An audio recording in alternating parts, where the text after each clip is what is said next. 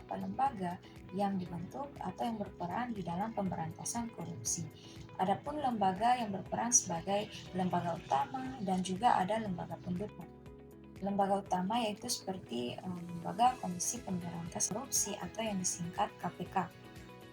KPK merupakan lembaga negara yang bersifat independen, yaitu memiliki kekuasaan menghukum. Artinya lembaga negara ini memiliki kekuasaan untuk mempengaruhi baik itu dari pihak yudikatif, eksekutif, legislatif maupun dari pihak-pihak lain yang terkait dengan tindak pidana korupsi. Wewenang dari KPK itu sendiri yaitu melakukan penyelidikan, penuntutan, dan juga penyegelan terhadap tindak pidana korupsi. Tugas dari KPK yaitu melakukan koordinasi dengan instansi lain dalam pemberantasan korupsi serta melakukan pendidikan dan pencegahan korupsi. Lembaga utama yang kedua yaitu Lembaga Badan Pengawasan Keuangan dan Pembangunan atau yang disingkat BPKP. BPKP bertugas menyelenggarakan urusan pemerintahan baik di bidang pengawasan keuangan negara atau daerah dan pembangunan nasional. Di antaranya melakukan kegiatan pencegahan korupsi, audit investigasi melalui kasus-kasus penyimpangan yang berindikasi merugikan keuangan negara. BPKP juga berwenang untuk memberikan rekomendasi kepada instansi terkait pencegahan dan penindakan korupsi. Kejaksaan Agung adalah sebuah lembaga negara yang melaksanakan kekuasaan negara di bidang penuntutan. Kejaksaan Republik Indonesia dipimpin oleh Jaksa Agung yang bertanggung jawab secara langsung terhadap Presiden. Kejaksaan Agung berwenang untuk melakukan penyelidikan dan penuntutan terhadap tindak pidana korupsi. Kejaksaan Agung juga bertugas untuk melakukan pengawasan terhadap pelaksanaan hukum pidana korupsi, termasuk dalam Pasal 2 Undang-Undang Nomor 2 tentang Kepolisian Negara Republik Indonesia, bahwasanya salah satu fungsi Polri adalah melakukan tugas pemerintahan di bidang penegakan hukum. Salah satu fungsi penegakan hukum yang dilakukan oleh Polri adalah di bidang penanganan perkara korupsi.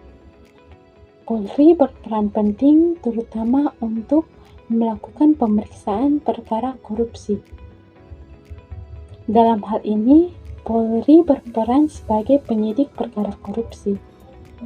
Wewenang Polri adalah menerima laporan atau pengaduan, melakukan tindakan pertama, menyuruh berhenti, dan memeriksa tanda pengenal tersangka, melakukan penangkapan, penahanan, penggeledahan, dan penyitaan.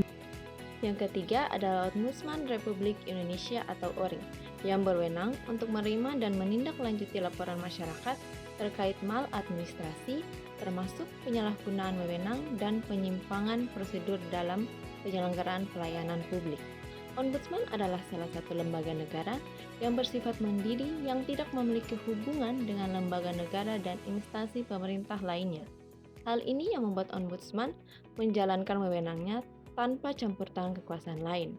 Semua itu tercantum di dalam Pasal 2 Undang-Undang Republik Indonesia Nomor 37 Tahun 2008 tentang Ombudsman Republik Indonesia. Yang keempat adalah Mahkamah Agung atau MA. Mahkamah Agung memiliki peran yang sangat penting dalam pemberantasan korupsi. Sebagai lembaga peradilan tertinggi, yaitu berwenang untuk memastikan bahwa penegakan hukum terhadap koruptor secara adil, tegas, dan tanpa pandang bulu. Mahkamah Agung juga berwenang mengadili perkara-perkara tindak pidana korupsi di tingkat kasasi. Selain itu, Mahkamah Agung juga memiliki tugas untuk memberikan pembinaan dan penguasaan terhadap peradilan tindak pidana korupsi. Ada lembaga lain yang berperan penting dalam pemberantasan korupsi seperti Komisi Pemilihan Umum atau KPU. KPU adalah lembaga negara di Indonesia yang bertanggung jawab untuk menyelenggarakan pemilihan umum atau pemilu di tingkat nasional maupun daerah. Tugas dan fungsi KPU antara lain yang pertama, merencanakan dan menyusun jadwal pemilu. Yang kedua, pendaftaran dan verifikasi peserta pemilu. Yang ketiga, pengelolaan daftar pemilu. Kemudian yang kedua, Badan Pemeriksaan Keuangan atau BPK.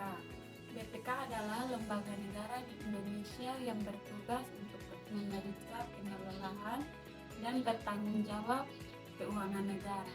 Tugas dan fungsi BPK antara lain yang pemeriksaan keuangan, yang kedua pemeriksaan kinerja, yang ketiga pemeriksaan dengan tujuan tertentu, dan yang keempat pemeriksaan opini. Lembaga Perlindungan Saksi dan Korban.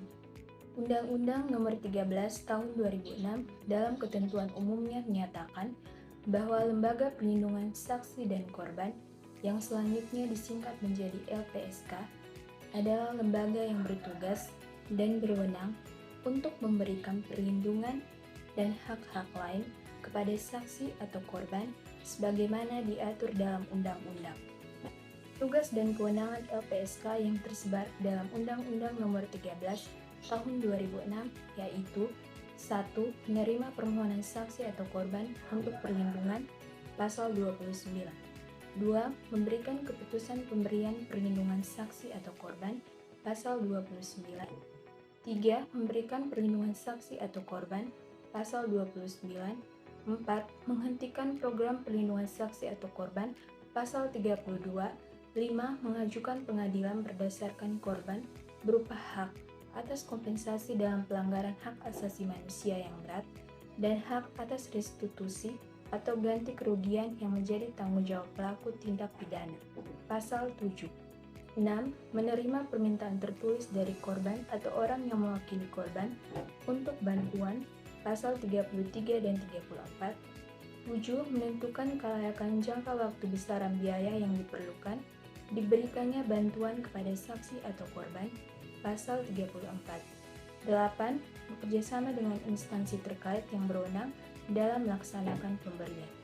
Dari semua materi yang telah dibahas mengenai lembaga-lembaga yang memberantas anti korupsi, dapat disimpulkan, lembaga anti korupsi di Indonesia memiliki peran penting dalam upaya pemberantasan korupsi, pencegahan korupsi, penindakan korupsi, dan peran serta masyarakat menjadi kunci utama dalam pemberantasan korupsi. Pemberantasan korupsi merupakan tanggung jawab bersama, bukan hanya tugas lembaga-lembaga di atas. Masyarakat juga dapat berperan aktif dalam memberantas korupsi